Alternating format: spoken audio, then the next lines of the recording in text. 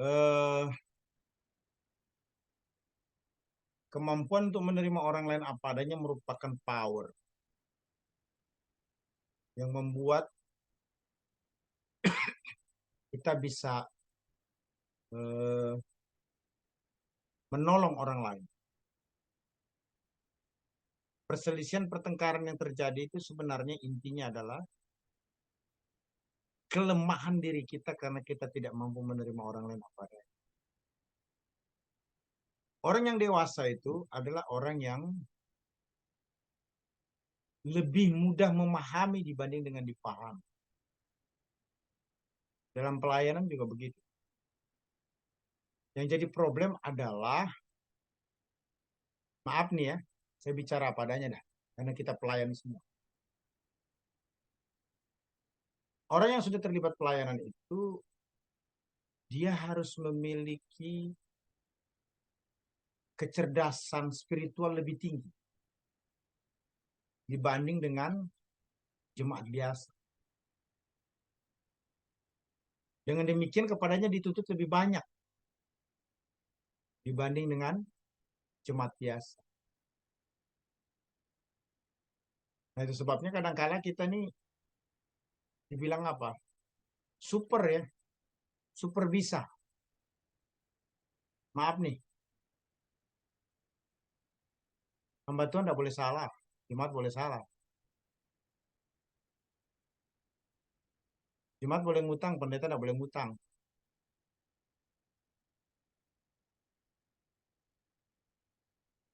Pendeta tidak boleh berkata-kata salah, jemaat boleh berkata-kata salah. Semua tuntutan yang ditujukan kepada kita sebagai pelayan itu hampir dapat dikatakan tidak berlaku bagi jemaat.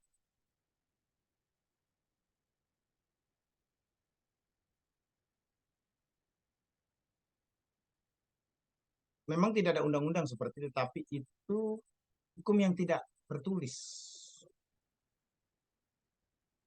Dan kita sebagai seorang pelayan harus mampu menyadari itu. Itu labeling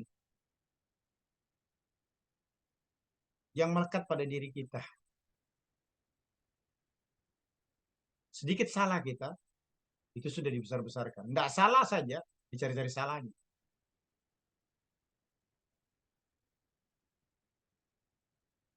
Tapi Anda tidak perlu khawatir, ragu, ataupun ciut. Karena Anda adalah orang yang dipanggil untuk mengerjakan kepentingan. Dan memang nilai plusnya bagi kita sebagai seorang pelayan, kalau kita sama dengan jemaat, berarti kita jemaat biasa aja. Tidak usah melayani. Karena ada kelebihan. Salah satu kelebihannya adalah behavior attitude, moral yang harus terlihat begitu jelas beda pada umum.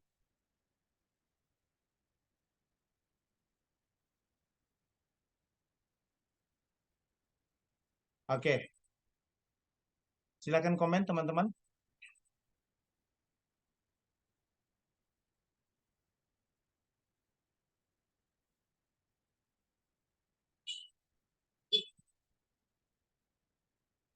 Pak Markus, masih ada soalan atau statement? Silakan.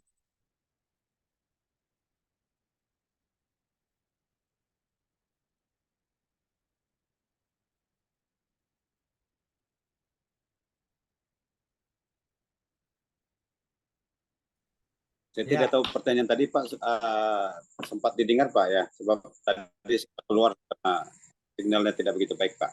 ekumene. Iya, iya, iya, iya. Oh, Nah, saya sudah memberikan diulas pendapat juga tadi kan kembali Pak ya. bahwa tubuh Kristus yang disebut ekumene dalam artian spiritual, oke, okay. The same meaning, pengertiannya sama ya. Tapi yang saya tidak setuju adalah ketika ada satu persekutuan Kristen dimulai dengan atas nama ekumene. Kemudian dalam perjalanannya saya sebut sebagai misteri ilahi. Terserah mau memberikan penilaian positif atau negatif. Membentuk satu organisasi atau denominasi. Jadi jangan menggunakan istilah ekumene itu untuk mencari jiwa-jiwa yang adalah orang Kristen, kemudian menghimpun, menggiringnya pada satu organisasi.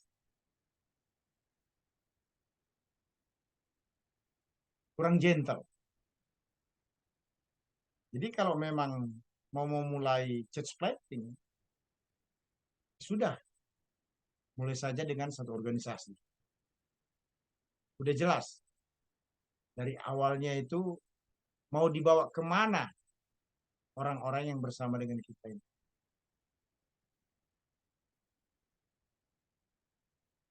Bukankah Kristenan itu harus lebih jujur, lebih terbuka?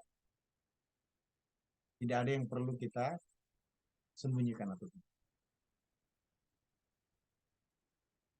Ya, silakan yang lain.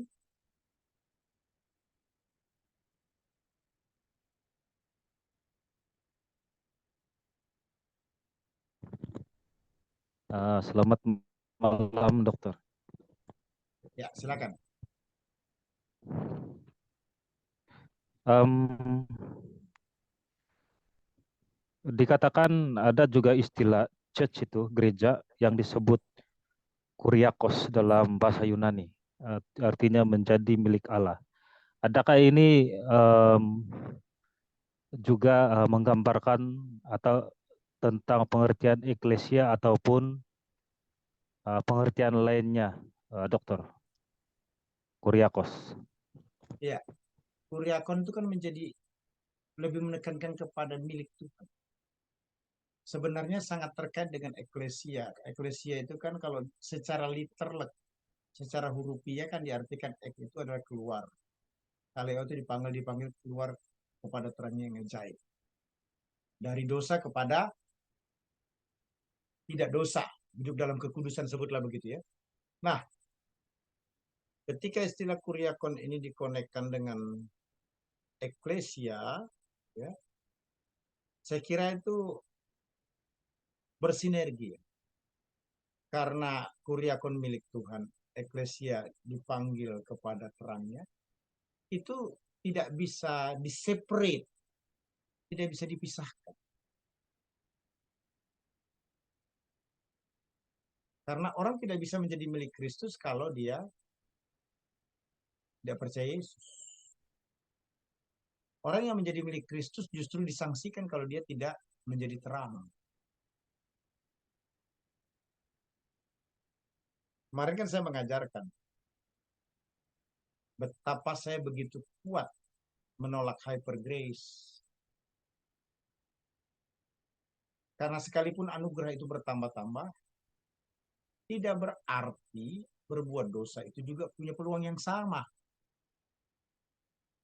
Nah, ketika seseorang itu menjadi milik Kristus, itu kan artinya dikuasai, dikendalikan, dikontrol oleh Roh Kudus.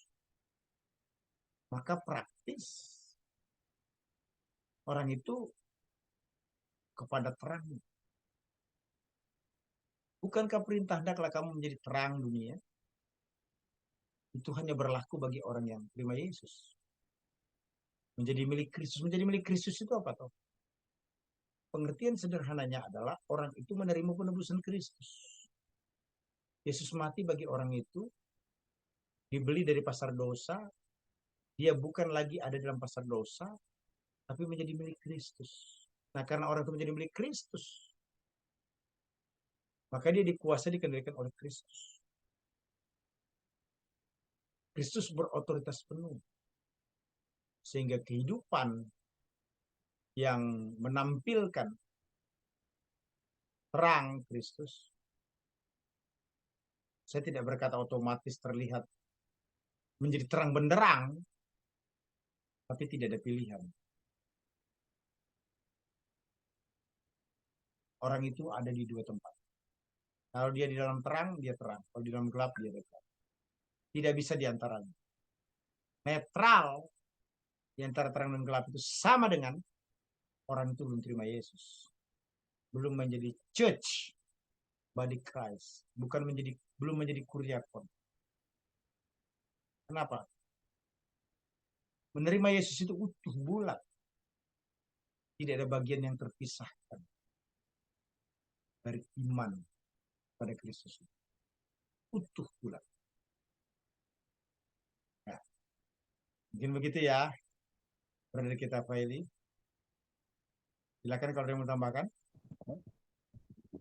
Oke, dokter. Saya ada satu pertanyaan lagi tentang saat pendirian gereja itu, ataupun tentang bahwa gereja itu baik universal ataupun lokal. Adakah kesepakatan ini dimulai ataupun perkataan ini dimulai pada hari Pentakosta dalam Kisah Para Rasul 2 ataupun bagaimana, dokter? Iya, saya jelaskan dulu ya. Gereja lokal itu adalah kumpulan orang-orang di tempat tertentu, di mana orang-orang itu adalah milik Kristus. Jadi gini, Matius 16 ayat 18 itu kan muncul ketika Yesus sedang bertanya ke banyak orang tentang siapa dirinya. Tibalah Yesus pada satu orang yang bernama Petrus. Karena sebelumnya Yesus itu kan dinilai sebagai nabi, sebagai guru, apalah. Tetapi ketika Yesus sampai kepada Petrus, Petrus itu memberi jawaban yang sangat berbeda. Dan itu menjadi harapan keinginan Yesus. Ketika ditanya, menurut kamu siapa aku? Itu pertanyaan Yesus kepada Petrus. Dan Petrus menjawab, engkau adalah Mesias, anak Allah yang hidup. Bukan di atas Petrus, tapi di atas pengakuan. Seperti Petrus, artinya siapa saja yang sama mengatakan bahwa Yesus adalah Mesias anak Allah yang hidup, artinya juru selamat. Dia langsung menjadi jemaat.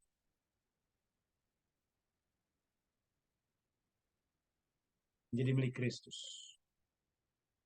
Nah, itu Matius 16 ayat 18 ya. Nanti muncul perintah Great Commission itu kan di Matius 28 ayat 19 sampai 20. Berarti ada 10 pasal dong. Lebih. Karena itu pergilah jadikanlah semua bangsa muridku dan baptislah mereka dalam nama Bapa dan Roh Kudus. Dan ketahuilah aku menyertai kamu sampai kepada akhir zaman. Itu kapan bisa terjadi itu bagi murid-murid? Hanya bisa dimulai setelah Kisah Para Rasul. Pasal 1 ayat 18 dengan perintah jangan meninggalkan Yerusalem karena menunggu janji Bapa. Apa itu? Pencurahan Roh Kudus. Jangan lupa loh, Pentakosta itu bukan pencurahan Roh Kudus. Pentakosta itu artinya hari ke-50. Hari ke-50 di mana bangsa Israel sedang melakukan perayaan panen. Tapi di hari 50 itulah terjadi peristiwa Pentakosta. Jadi sebenarnya Pentakosta itu, pencurahan Roh Kudus itu minjem momen. Minjem itu artinya menggunakan momen ketika orang Israel itu lagi celebrate, syukuran. Begitu ceritanya. Itu yang disebut dengan pencurahan Roh Kudus. Jadi pencurahan Roh Kudus itu bukan pesta Pentakosta. Eventnya Pentakosta. Orang Israel berkumpul di Yerusalem untuk bersyukur atas berkat-berkat yang Tuhan beri. Terjadi pencurahan Roh Kudus. Nah, kemudian Kisah Rasul pasal 2 ayat 41 sampai 47 menjelaskan jemaat mula-mula. Tapi itu sudah merupakan satu komunitas yang besar.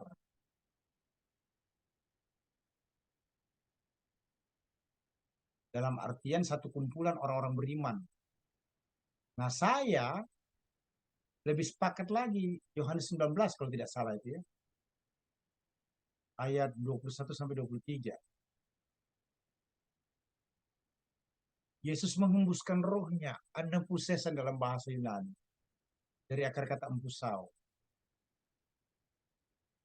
Yesus menghembuskan rohnya itu adalah embrio. Embrio itu artinya awal dari cikal bakal terjadinya peristiwa pencurahan Roh Kudus. Jadi sebenarnya pencurahan Roh Kudus itu bukan sesuatu yang terjadi secara tiba-tiba.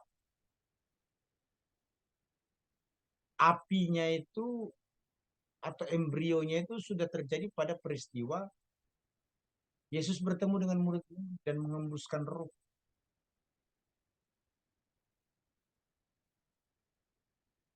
Empusao itu dalam bahasa Ibrani sama nefes saya, artinya kehidupan. Jadi ketika murid-murid dihembusi oleh Roh Kristus, ada kehidupan spiritual yang baru.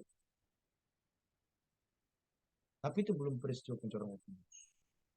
Menunggu beberapa waktu kemudian, baru terjadi pencurahan Roh Kudus.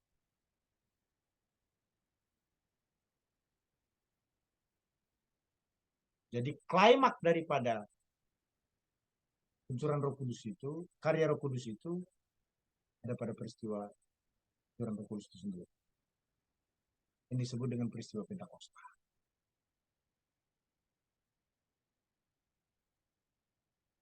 Tetapi yang utamanya yang disebut dengan church body Christ, believers, orang beriman, setiap orang yang mengaku Yesus adalah satu populernya, topnya, terkenalnya itu nanti pada Kisah Rasul pasal 2 yang disebut dengan jemaat ulam. Ya, ya, silakan ada yang lain.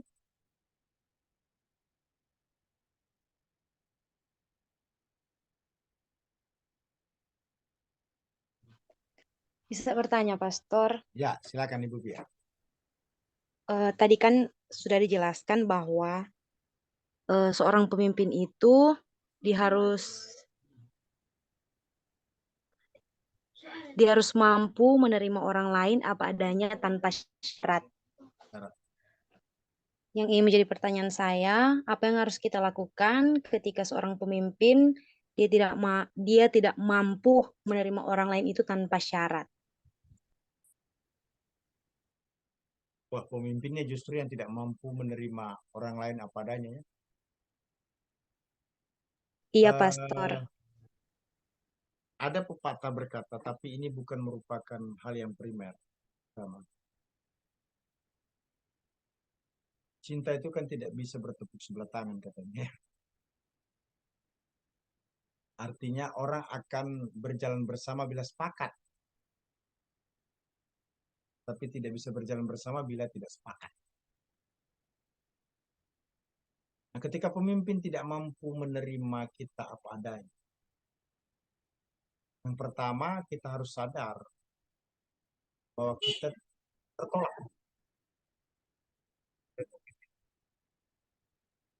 Nah, karena kita tertolak oleh pemimpin itu ada dua hal.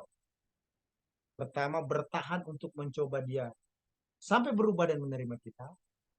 Tapi itu butuh waktu dan pengorbanan yang sedikit. Yang kedua, tidak bersama dengan dia. Kembali lagi, Tuhan menaruh apa di dalam hati kita sebagai satu komitmen. Jangan lupa loh, pemimpin yang tidak bisa menerima orang lain apa adanya, itu akan berubah.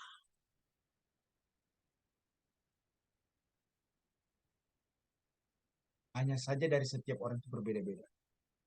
Waktunya bisa pendek, waktunya bisa panjang. Dia harus berhadapan dengan banyak benturan-benturan ataupun sedikit benturan-benturan. Karena gini, Pemimpin yang tidak mampu menerima orang lain apa adanya itu merupakan satu keputusan yang diambil oleh pemimpin itu tidak dalam waktu yang singkat, tapi itu satu proses panjang yang harus kita tahu bahwa ada latar belakang yang menyebabkan pemimpin itu mengambil keputusan seperti itu. Kita tidak boleh lihat hari ini pemimpin itu seperti itu. Tapi kita harus mengecek, check and recheck. Ada apa dan mengapa pemimpin ini sampai pada posisi ini? Mungkin pernah ditolak dulunya, mungkin pernah direndahkan dulunya, mungkin pernah diabaikan dulunya. Karena prinsip yang salah itu kan tidak mungkin dipegang tanpa ada penyebabnya, pemicunya. Dia tidak merasa nyaman. Itu tidak tiba-tiba muncul.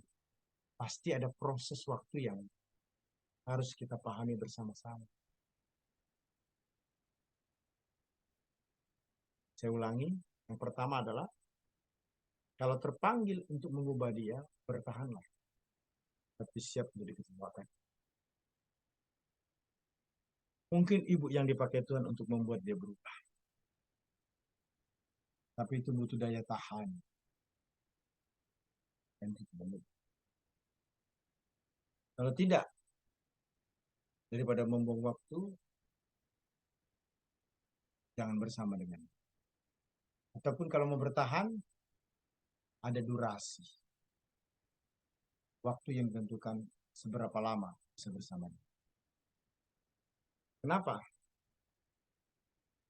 Kita itu tidak baik mengambil satu keputusan yang mengakibatkan kita bersungut-sungut. Yang mengakibatkan kita menggerut. Yang mengakibatkan kita ada pada posisi yang tidak baik. Kenapa saya katakan demikian? Iya. Risiko-risiko itu semestinya kan kita bisa hindari. Tapi kita mengambil risiko itu. Itu artinya dengan segala konsekuensi negatifnya, sebaiknya jangan dipermasalahkan. Sekira begitu ya.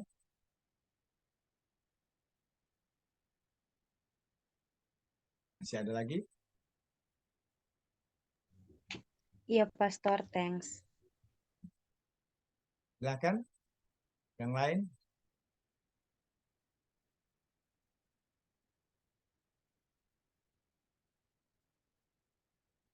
Teruskan dulu ya.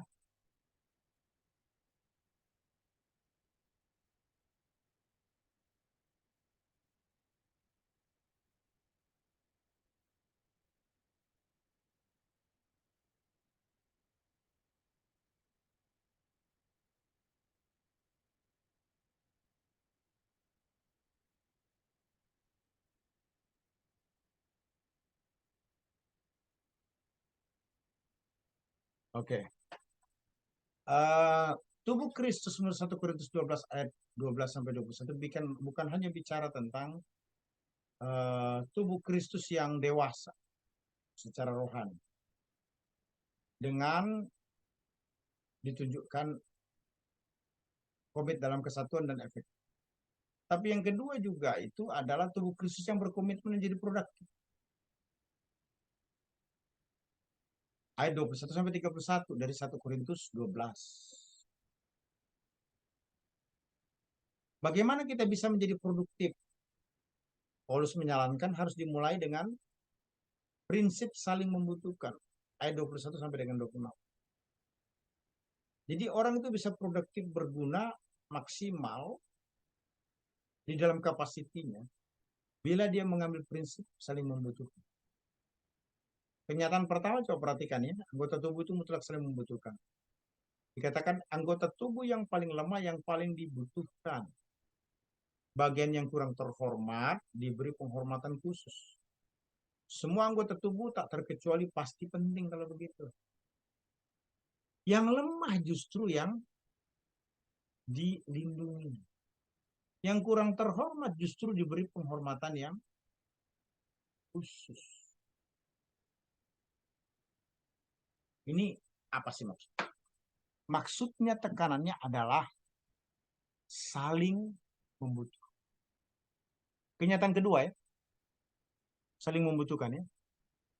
Itu dikatakan pada ayat 22, 24 bagian B, supaya menyadari bahwa tubuh itu diciptakan secara sistemik. Dikatakan anggota tubuh yang kurang mulia justru diberi penghormatan khusus. Yang kurang mulia loh, diberi penghormatan khusus. Jadi yang tidak diperhitungkan justru yang paling dihargai, dihormati. Kira-kira begitu. Kenapa? Ada tujuannya. Yang pertama supaya perpecahan terhindar, ayat 25. Yang kedua, saling memperhatikan pengertian atau pekerjaan, ayat 25. Yang ketiga apa? Tetap dalam kebersamaan. Menderita bersama, bersukacita bersama. Bagus sih kita kalau membangun hubungan itu dengan orang yang sama kuat. Sama hebat, sama pinter. Sama cerdas, sama visi. Banyak kesamaan sih. Bagus. Tapi jangan lupa loh. Kesamaan itu juga memiliki kerentanan untuk tidak selamanya bisa bersatu.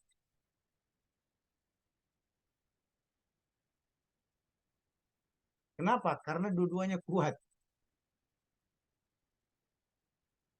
Tapi ketika ada yang lemah, kemudian diperhatikan, maka yang lemah itu tidak akan pernah melupakan yang membantu mendukung dia. Dia akan sangat menyadari. Maaf nih ya, saya bicara padanya dah. Jemaat yang baru bergabung di satu local church, bila gereja itu sudah jadi, nilai historisnya kurang.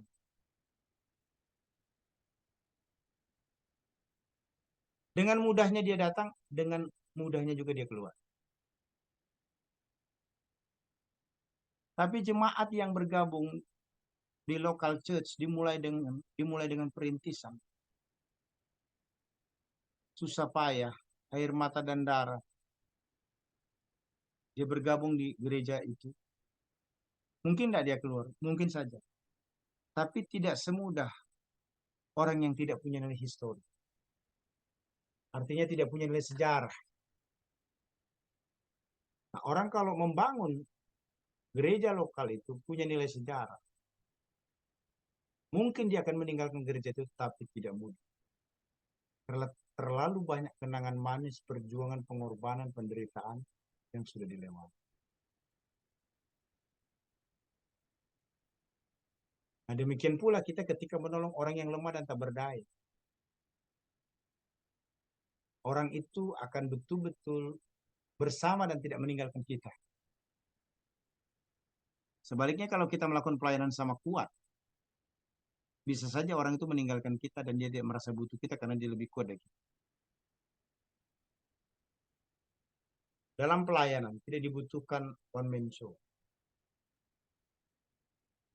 Orang yang unjuk kemampuan dengan sendirinya.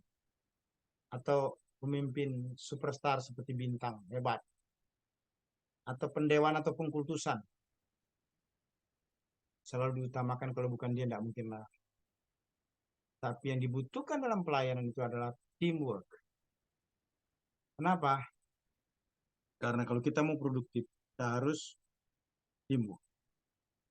Semakin kita teamwork, kerjasama, semakin besar yang kita bisa hasilkan di dalam pelayanan. Jadi membangun kerajaan Allah itu harus teamwork. Perhatikan Daniel, Sadrak, Mesak, Abednego dalam Daniel 1 ayat 121. Bagaimana mereka menjadi teamwork yang baik. Tidak menajiskan diri dengan santapan raja. Secara bersama-sama mereka komit dan mereka lebih cerdas, lebih sukses, lebih maksimal dibanding dengan. Hal lain terkait dengan produktivitas adalah mengindahkan karunia. Ayat 27 sampai dengan 31. Dikatakan tubuh Kristus itu diberi karunia. Ada rasul, ada nabi, ada pengajar, mengadakan mujizat, menyembuhkan, melayani, memimpin, berkata-kata dalam bahasa roh. Dikatakan tidak ada anggota tubuh yang kesemuanya memiliki karunia yang sama, pasti berbeda karena kepentingannya membangun tubuh Kristus. Tapi yang menarik adalah bagian terakhir. Usahakanlah dirimu untuk mendapatkan hal yang paling utama dan aku menunjukkan kepadamu jalan yang paling utama. Dimulai dengan 1 Korintus 13 ayat 1. Kan diakhiri dengan 1 Korintus 12. Kemudian masuk di 1 Korintus 13. Ternyata itu adalah kasih.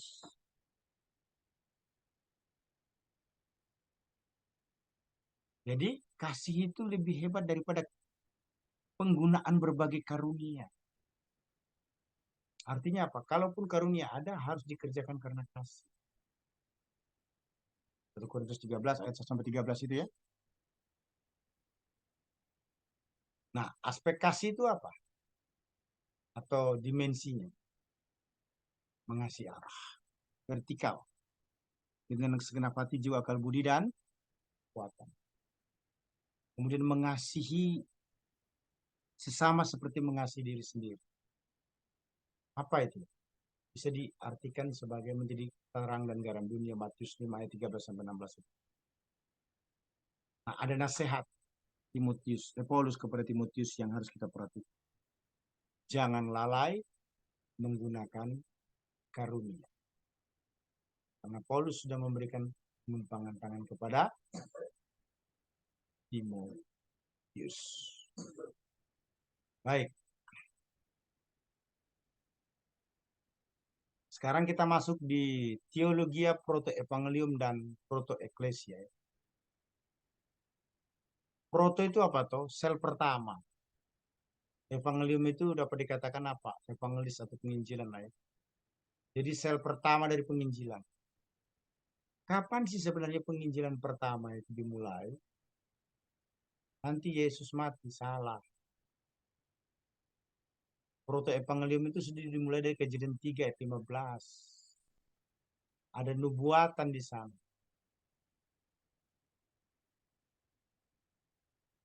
Bahwa kepala ular akan diremukkan. Bicara tentang apa itu? Tentang Yesus Kristus. Jadi proto-evangelium atau sel pertama dari penginjilan itu sudah dimulai dalam Kejadian pasal 3 ayat 15. Nah, proto-evangelium ini mau menekankan apa? Mencoba menghubungkan Adam dengan umat manusia yang telah jatuh ke dalam dosa. Nah, implikasinya atau penerapannya itu ada dua.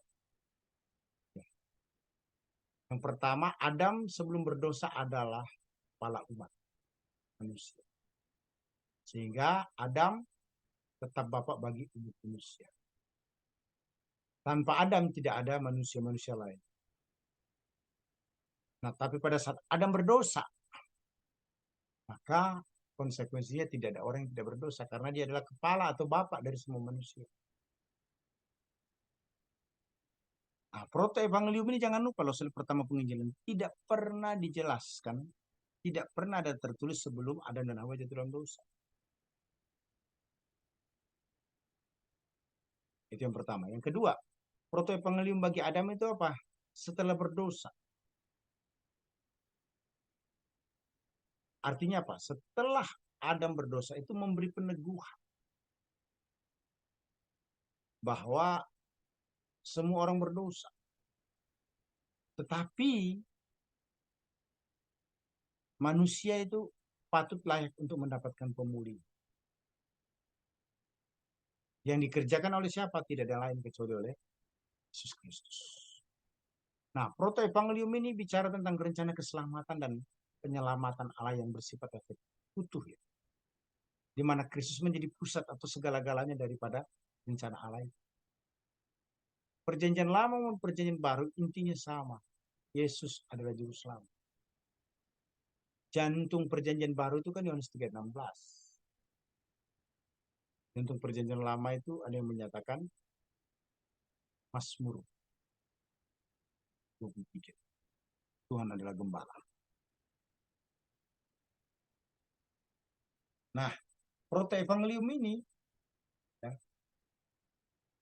jelas sekali bicara tentang apa? Histori atau sejarah penyelamatan itu dikerjakan oleh Yesus Kristus. Awalnya dipercayakan kepada Israel, tapi Israel menolak untuk menjadi alatnya, maka dia lahir kafir, yaitu orang-orang yang tidak punya kitab, yang disebut gereja. Karena yang punya kitab itu kan hanya Israel ya. Jadi Yesus menjadi mediator untuk protoevangelium. Nah, protoevangelium atau keselamatan itu begitu jelas ya, merupakan anti klimaks dosa. Artinya dosa diselesaikan oleh Kristus. Dan itu merupakan kenyataan sejarah yang sudah diakui sampai hari ini, bahkan selama-lamanya. Keselamatan dikerjakan oleh Allah secara intensif, sehingga manusia itu mendapatkan keselamatan yang bersifat utuh. Mesias diproklamirkan melalui protoevangelium. Di protoevangelium adalah sel pertama dari Injil. Yang kedua protoeklesia. Sel pertama dari gereja.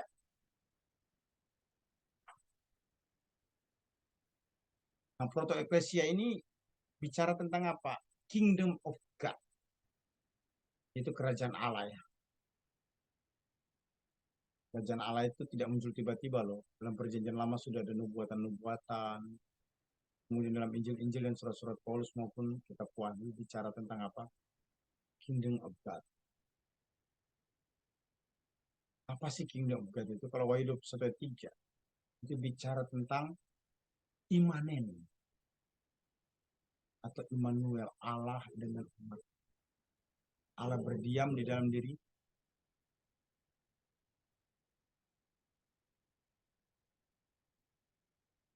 Tapi itu tidak muncul tiba-tiba dalam perjanjian baru loh ya. Dalam Kejadian 12 ayat 3 itu sudah dijelaskan juga melalui keluarga Abraham.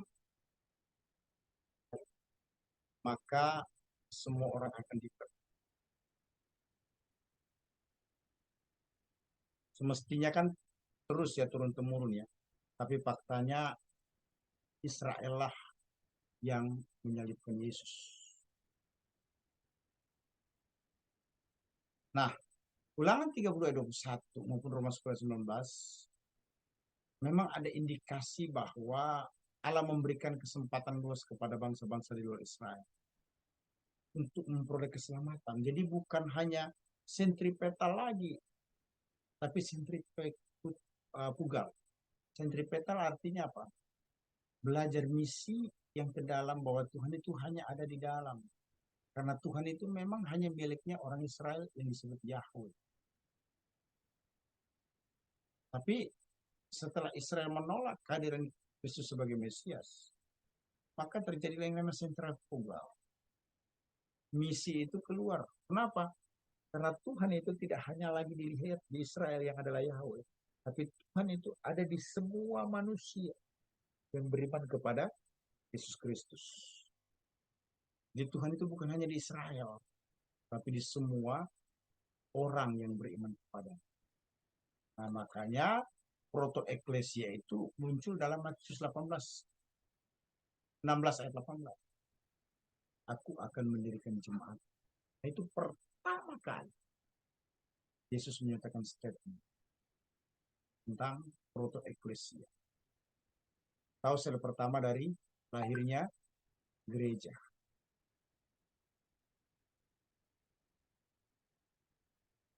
Nah, Tuhan Yesus, kalau kita perhatikan dalam Matius 16 ayat 16 itu ya, 18 maksud saya, dengan kalimat engkau adalah anak Allah yang hidup. Sehingga Yesus berkata kepada Petrus, di atas batu karang ini aku akan mendirikan jemaatku dan alam maut tidak akan menguasai. Jangan lupa loh, body Christ atau church itu tidak akan pernah punah apapun yang terjadi. Tidak akan pernah hancur apapun yang terjadi. Gedung bisa dibom, Orang percaya semakin jepit dia semakin melejit. Semakin dihambat dia semakin merambat. Kenapa? Ada roh Allah di dalam orang. Ada Kristus di dalam diri orang itu.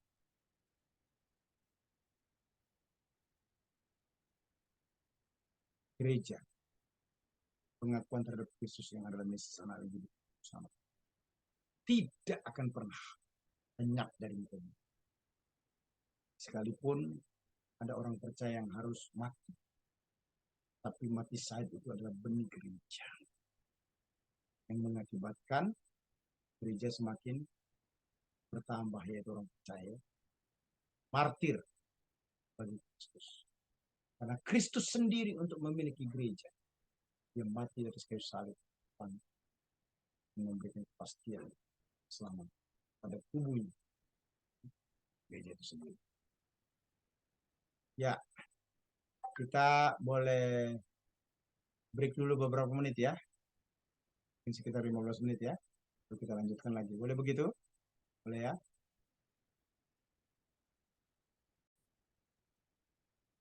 Ya.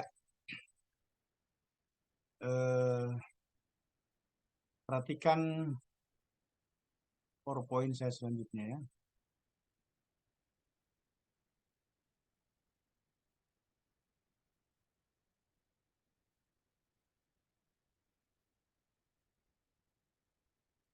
Kita sudah membahas tentang protoevangelium dan protoeklesia ya.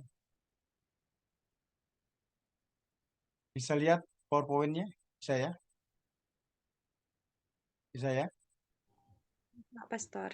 Ya, sekarang kita bicara tentang hakikat dan fungsi utama gereja. Hakikat gereja itu apa tuh? Gereja itu pertama itu diperkenalkan sebagai umat Allah, 1 Korintus 1 ayat 2, 1 Petrus 2 ayat 4 sampai dengan 10 ya. Jadi Kristuslah yang memperkenalkan gerejanya atau body of Christ itu sebagai satu persekutuan. Dengan kata lain bahwa gereja itu adalah miliknya. Karena gereja itu dibeli, dimiliki oleh Kristus melalui kematiannya. Itu sebabnya gereja itu dipanggil dari dosa untuk masuk kepada kerajaan Allah. Jadi pisahkan dari kehidupan yang penuh dengan dunia. Duniawi. Yang kedua, harus dipahami bahwa gereja itu adalah bait Allah. Bait Allah itu artinya tempat berdiamnya Roh Kudus. 1 Korintus 3:16. Itu ngeri sekali atau dahsyat sekali ayat itu. Dikatakan, tidak tahukah kamu bahwa tubuhmu adalah bait Allah, barang siapa membinasakan tubuhnya maka dia akan dibinasakan. Kok bisa orang percaya itu bait Roh Kudus? Iya, karena orang percaya itu dimiliki oleh Kristus, dimaterikan oleh Roh Kudus. Efesus 1 ayat 13 berkata, kita dimaterikan hingga hari penebusan. Artinya sampai Yesus datang menjemput kita sebagai salih-salihnya untuk menerima kesempurnaan karya penebusan Kristus dari kayu salib. Roh Kudus itu hadir dalam kehidupan orang percaya. Dia duel, artinya diam. Karena tidak mungkin orang bisa itu percaya Yesus kalau bukan karena pekerjaan Roh. Yang ketiga, bicara tentang gereja itu menekankan tentang mempelai Kristus. Kita adalah mempelai perempuan, Kristus adalah mempelai laki-laki. 2 Korintus 11 ayat 2, Efesus 5 ayat 22 sampai dengan 27, Wahyu 19 ayat 7 sampai 9. Bicara tentang apa ini sebenarnya? Di dalam pernikahan anak domba, di dalam penjelasan mempelai perempuan dan laki-laki, mempelai laki kita dalam mempelai perempuan, dibutuhkan yang namanya pengabdian atau kesetiaan.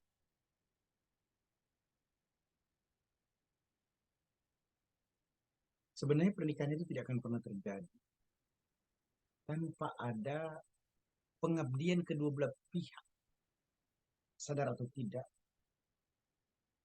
untuk berjalan bersama.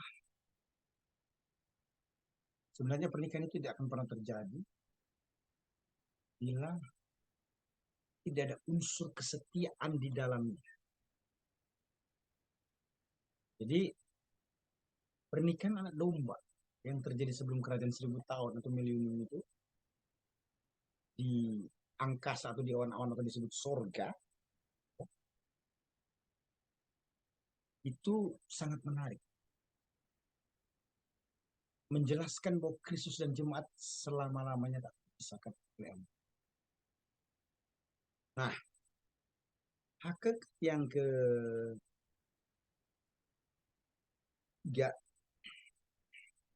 yang keempat,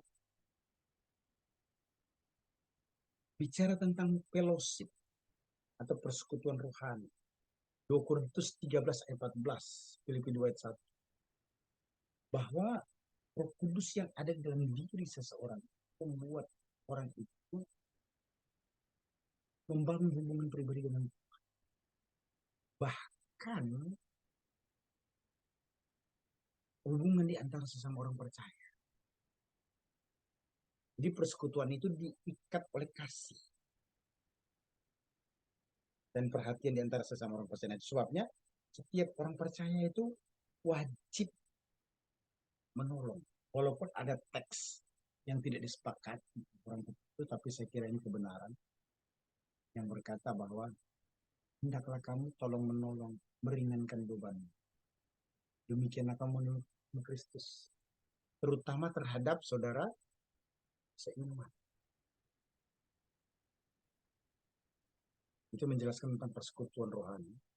Kemudian yang keempat itu bicara tentang apa? Pelayanan rohani. Pelayanan rohani maksudnya apa? Bahwa setiap orang percaya itu harus menggunakan karismata, karunia-karunia pelayanan. Jadi saya jelaskan dalam 1 Korintus 12 ya, ayat 12 sampai 31. Sama halnya teks paralel dalam Roma 12 ayat 6, Efesus 4 ayat 10 dan sebagainya. Jadi yang disebut dengan gereja itu tidak bisa silent, diam. Karena bukan gereja dia kalau tidak terlibat aktif dalam pelayanan. Itu sebabnya setiap orang yang sudah lahir baru dalam proses pertumbuhan itu dia memilih untuk mengabdi kepada Kristus. Walaupun beragam ya, ada yang full timer, ada yang part time. Kenapa? Itu gerakan roh Allah yang terjadi dalam diri seseorang yang membuat orang itu tidak bisa tidak dipastikan dia mengabdikan hidupnya itu sebagai tanda terima kasih semua apa yang Kristus sudah lakukan untuk kerjakan bagi.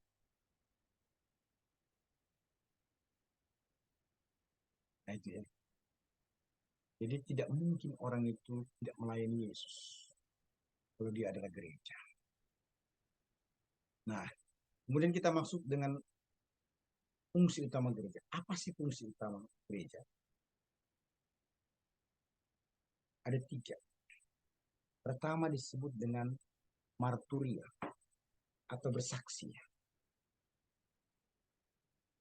Bersaksi bukan hanya bicara tentang menyampaikan Injil secara verbal sebagai Yesus Kristus di dunia, menyatakan keselamatan kepada orang berdosa. Bukan hanya itu, tapi juga lifestyle. Tapi saya juga tidak sepakat ya. Bersaksi ini harus digantikan dengan perbuatan baik. Itu tidak bisa. Jangan sampai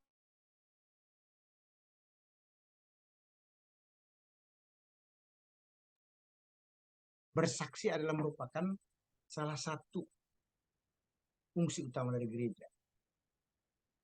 Saya menyampaikan bahwa bersaksi merupakan salah satu daripada fungsi utama gereja. Nah, gereja tidak bisa menggantikan perbuatan baik dengan saksi. Juga gereja tidak bisa hanya bersaksi secara verbal mengabaikan perbuatan baik. Dua hal yang berbeda namun memiliki tujuan yang sama. Harus dikerjakan secara bersama-sama. Bersaksi secara verbal bahwa Yesus Juru Selamat tidak boleh diganti dengan menolong orang, memberi uang, membantu orang. Tidak bisa. Tapi juga jangan sampai juga bersaksi tidak ada kesaksian hidup yang baik.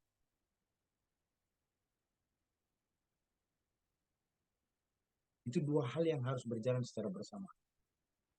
Kesaksian secara verbal, Yesus Juru Selamat, dan sekaligus kesaksian hidup. Yang pertama, fungsi utama gereja, yaitu marturia.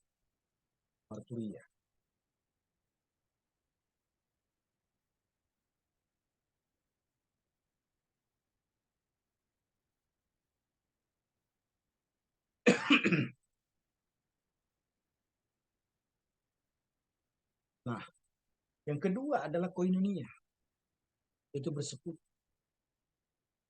Bersekutu itu untuk apa sih? Untuk memperkuat iman di antara saudara-saudara yang percaya kepada Kristus. Karena dalam persekutuan itu ada penghiburan, dalam persekutuan itu ada penguatan, dalam persekutuan itu ada sharing, ada testimoni, ada doa.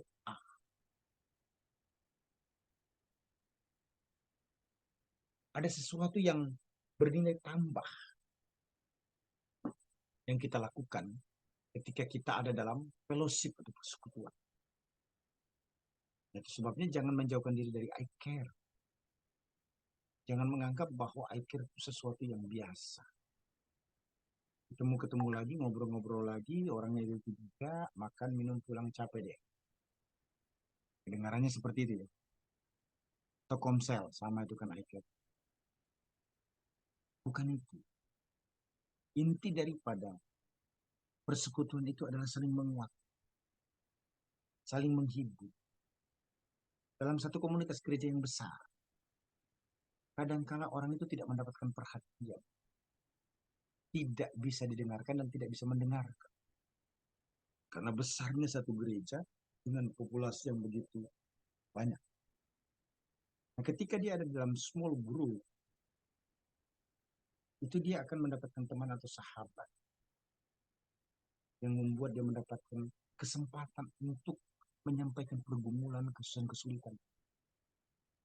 Dan di situ juga lah teman atau anggota sesama I care, small group, komsel bisa memberikan bantuan. Saya mau sarankan bahwa kita yang lebih dewasa jangan sampai menimbulkan konflik bagi orang yang baru dalam satu persekutuan untuk ini. Orang harus menjadi hangat, nyaman, dan tenang dalam fellowship atau persekutuan bersama dengan kita.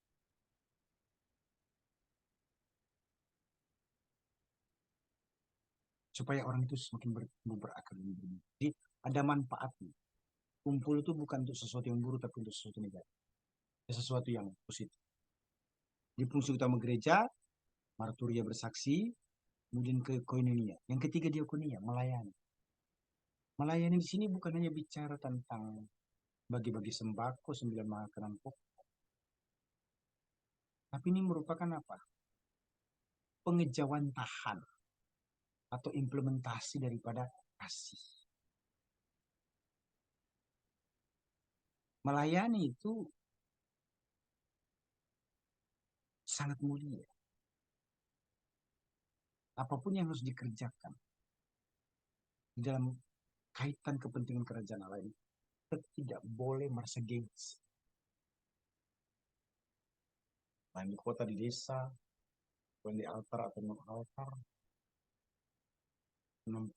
pelayan yang muncul di panggung atau bukan, yang dikenal atau tidak. Kenapa? Karena kita sedang mengerjakan pekerjaan Bapa, kerjaan yang mulia. Kita bekerja di ladang. Yang melayani itu tidak bisa dilakukan dengan melayani itu harus dilakukan dengan dedikasi atau bersahaja. Nah, dengan demikian, saya percaya kita akan on fire, excited, berlomba-lomba dalam pelayanan. Baik, saya langsung ya. Gereja yang berkualitas. Gereja yang berkualitas itu ada berapa ciri sih? Saya mempelajari dari semua yang ada secara garis besar itu cuma dua. Yang pertama, penanaman gereja. Gereja yang berkualitas itu pasti melakukan penanaman gereja, tidak bisa. Selalu berpikir tentang church planting. Kenapa church planting? Karena church planting itu akan membuat bisa menjangkau orang lebih banyak lagi. Nah, kalau orang church planting berarti dia melakukan penginjilan. Maaf nih, hindari terlalu mengharapkan orang berpindah gereja, masuk di gereja lokal kita. Oke, kita tidak bisa menolaknya. Tapi hati-hati, jangan-jangan dia tidak selesai masalahnya di gereja A, kemudian masuk di gereja B. Kalau dia buat masalah di gereja yang lama, dia juga bisa buat masalah di gereja yang baru. Nah, itu sebabnya perlu yang namanya penanaman gereja. Nah, ketika dilakukan penanaman gereja, church plan, maka kita semua mulai memikirkan strateginya, apa yang harus dilakukan. Dengan demikian apa? Kita bergumul dengan Tuhan. Dan itu sungguh mulia. Karena apa? Melibatkan orang-orang beriman. Saya mau katakan, manisnya indahnya satu persekutuan, satu gereja. Tidak begitu sekaligus saling. Kalau tidak, church plan. Karena kalau masih dari kita untuk kita bagi kita, ya itu tadi, saling mengasihi di antara saudara seiman, belum menjangkau. Maka lebih manis, lebih indah, lebih baik lagi kalau menjangkau. Makanya perlu penanaman gereja. Nah, untuk penanaman gereja ini butuh komitmen yang kuat.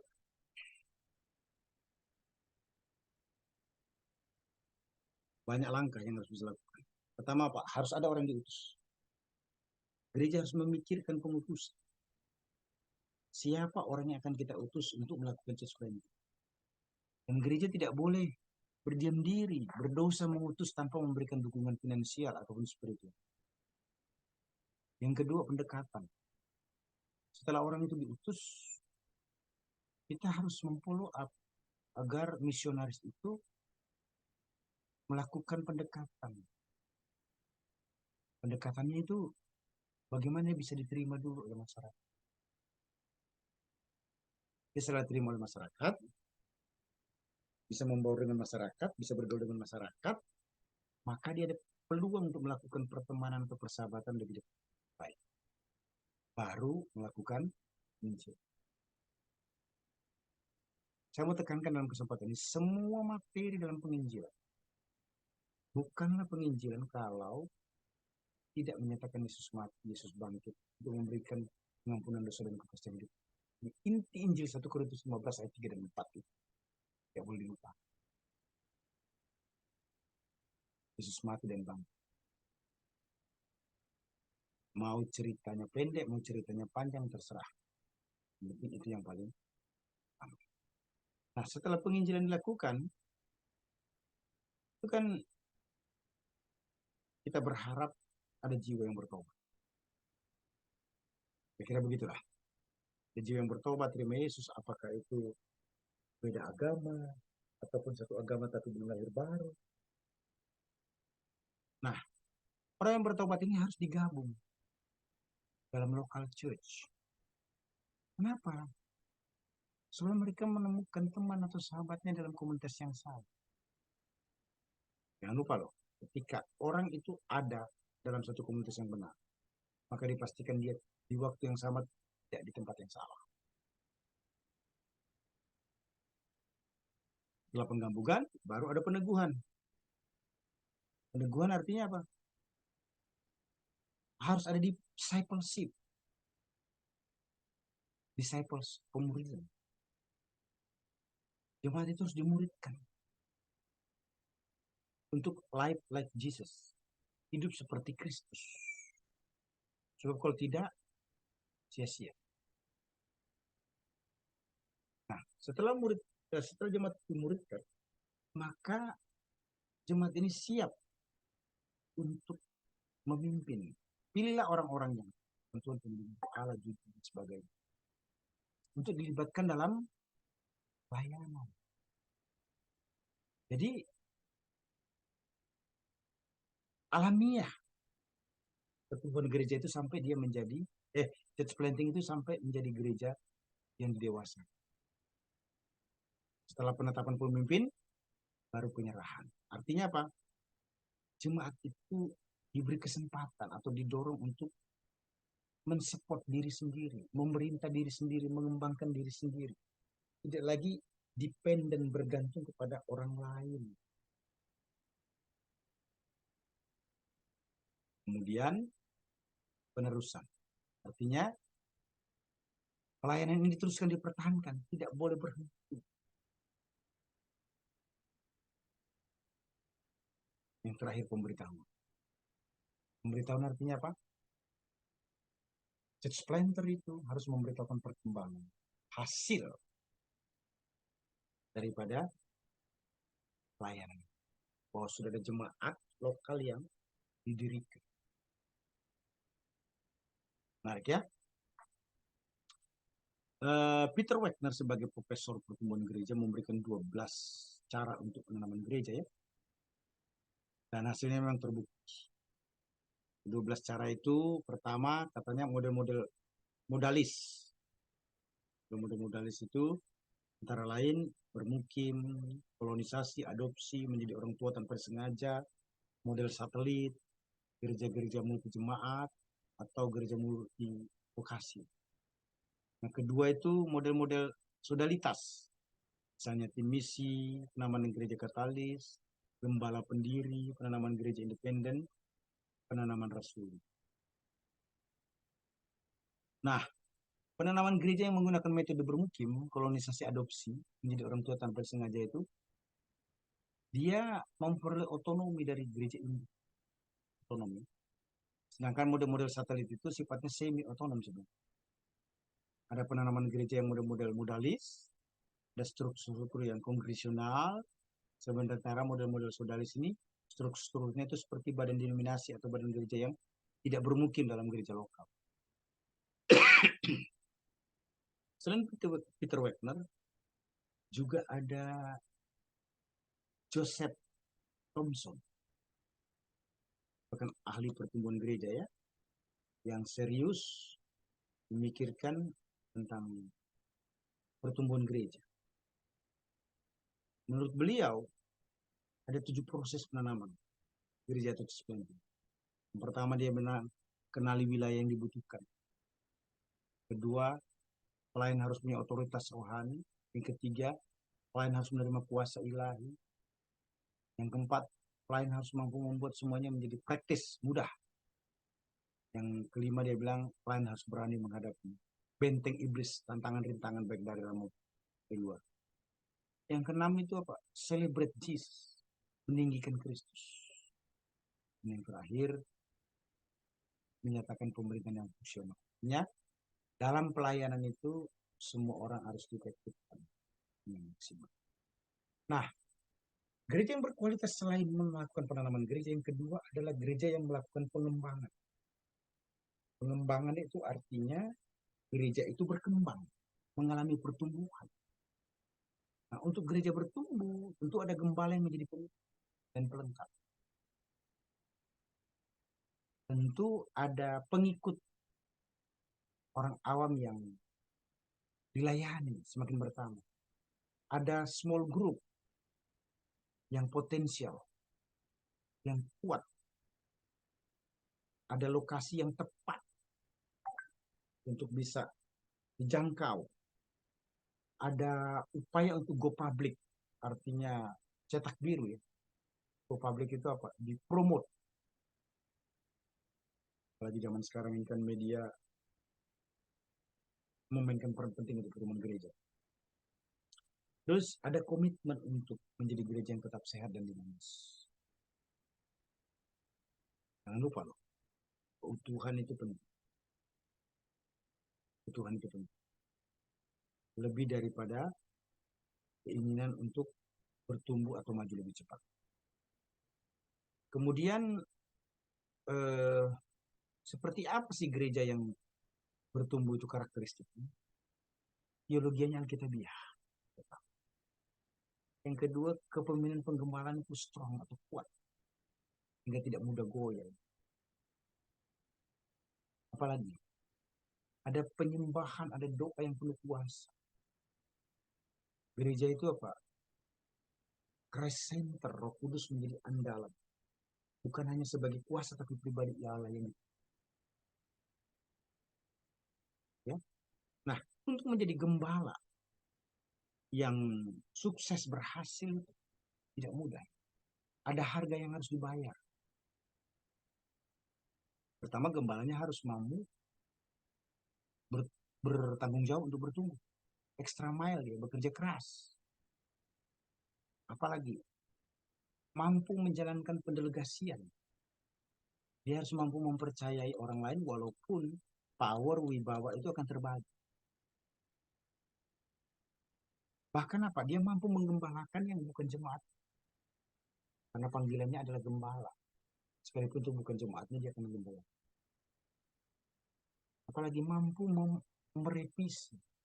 Berani merevisi pemahaman atau konsep-konsep yang menghalangi pertumbuhan gereja. Itu dari pihak pemimpin loh ya. Tapi pertumbuhan gereja ini kan tidak bisa hanya dari pemimpin. Harus gayung bersambut jemaat. Nah, itu apa yang harus dilakukan jemaat? Jemaat pertama apa?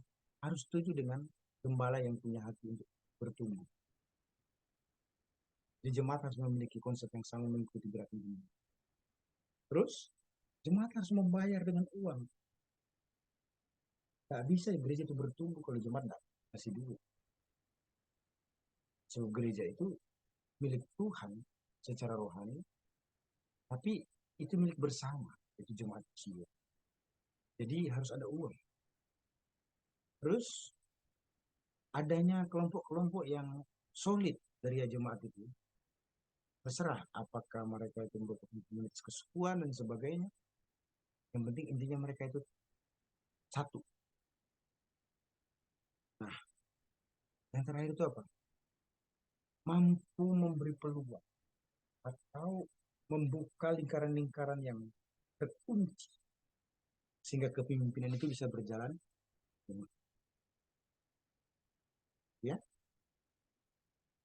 Kalau kita perhatikan kisah para rasul, pasal 2 ayat 14-40, gereja itu kan berkembang baik secara kualitas maupun kuantitas.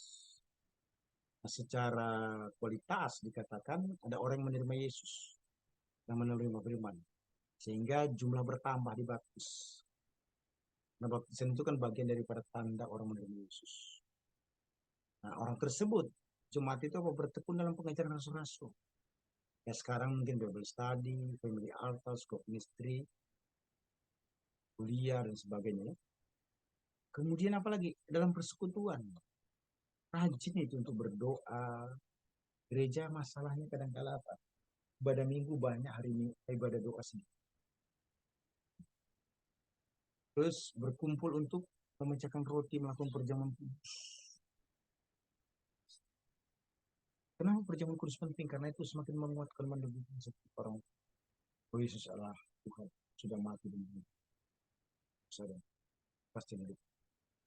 Suka berdoa. Berdoa itu bukan bicara tentang kebergantungan kepada Tuhan saja. Tapi berdoa itu juga adalah memperkuat hubungan atau fellowship keintiman dengan Tuhan. Itu sebabnya dikatakan pada bab 3 rasul-rasul mengadakan mukjizat dan tanda. Perbuatan yang ajaib ya. Dan mereka ada kebersamaan, kepedulian untuk saling menolong dalam hal finansial.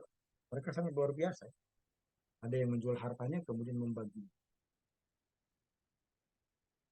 Nah, ini penting. Mereka makan bersama dengan gembira dan tulus hati. Bahkan semua orang menerima Yesus itu, jumlah mereka tidak berkurang tapi semakin bertambah. Oke. Di gereja adalah setiap orang yang mengakui Yesus adalah Tuhan Juru Selamat. Yesus yang mengampuni dan memberikan kepastian hidup kekal. Orang tersebut yang ada pada posisi tersebut disebut orang percaya tubuh Kristus. Gereja mencakup atau meliputi universal tubuh Kristus maupun lokal church. Nah, protoevangelium, misal pertama penginjilan, diwujudkan oleh Yesus Kristus ya, yang merupakan anti klimaks dari dosa. Kejadian 3:15 itu merupakan nubuatan Kristus yang akan menjadi sang Mesias. Sementara proto-eklesia atau sel pertama dari gereja itu diprakarsai oleh siapa? Yesus sendiri. Ya. Embrionya Matius 16 atau 18 itu ya. Setiap orang yang mengakui Yesus Tuhan, Mesias, anak-anak hidup, Tuhan mendirikan jemaat di situ. Nah, gereja hakikatnya adalah umat Allah ya, terpanggil untuk keluar dari dunia memasuki kerajaan Allah. Gereja adalah bait Allah di mana Roh Kudus berdiam. Gereja adalah persekutuan rohani. Gereja adalah orang-orang yang melakukan pelayanan roh juga ya. Gereja harus menjalankan fungsinya. Apa itu? Fungsi marturia bersaksi, koinonia bersekutu, diakonia melayani. Gereja yang berkualitas adalah gereja yang umumnya melakukan penanaman gereja. Yang kedua, mengalami pengembangan baik secara kualitas maupun. Ya, ada soalan kah? 1, 2, silakan.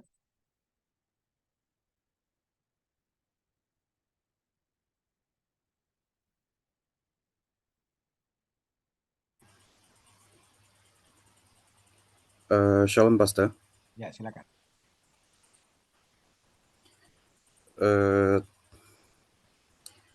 Dalam Alkitab tadi yang kita sudah belajar 1 Korintus 12 ayat 12 sampai 31.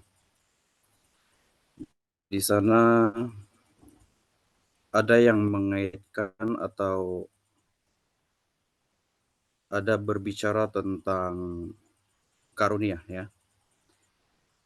Yaitu saya merujuk di sini untuk karunia bahasa roh.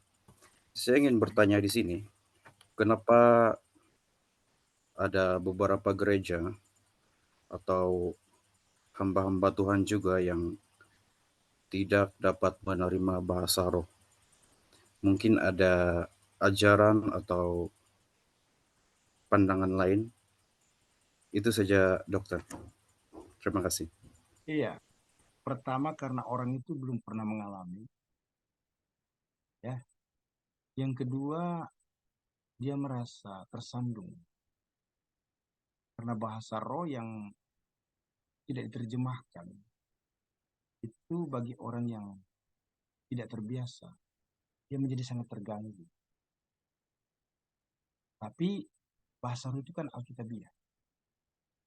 Sesuai dengan apa yang dikatakan dalam Alkitab, merupakan karunia.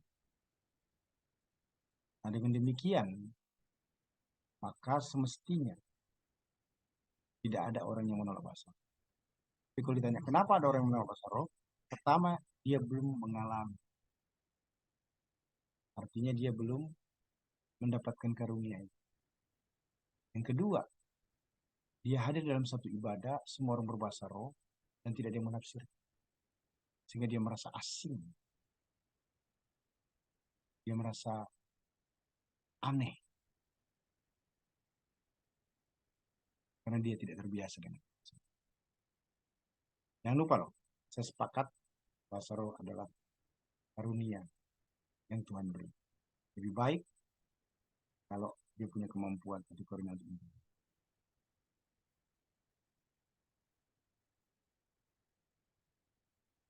Kira-kira begitu ya, Brother Jahim ya.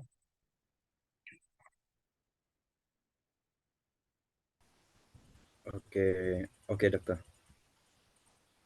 Oke. Ya, kita foto dulu untuk dokumentasi. Mohon disimpan fotonya. sampai semua kegiatan perkuliahan selesai. Siapa yang foto ini? Oh, brother kita biasa. Ya, Brother. sudah ada Pak Suryono yang cakep. Ya, Rangai Baru, Sonia. Rangai Baru, Lina Kekamagi, Priscilla. Ya, silakan siapa yang foto ya. Baik, Ini Pastor. yang biasanya Brother Nairon ya. Oke. Ya, Pastor. Iya. Oke, 1, 2, tersenyum. Oke, terima kasih semua. Ya. Selamat malam. Selamat malam, kita akhiri Terima dengan kasih, Pastor. ya, kita berdoa dulu ya. Kami bersyukur padamu Bapak untuk webinar Kolokvium Theologicum 2 ini semua boleh berjalan dengan baik karena kasih sayang Tuhan. Berarti senior pastor kami, Pastor Siten, dari Malaysia, semua teman-teman sahabat yang belajar, demikian pula untuk semua teman-teman sahabat dari Indonesia. Next week, untuk Selasa dan Rabu, Dr. Rinawati Wong akan mengajar materi yang lain. Biarlah kasih kuasa kamu kerja berkarya juga. Kami memuliakan Engkau, mengakhiri kelas ini dalam nama Yesus. Amin. Amin.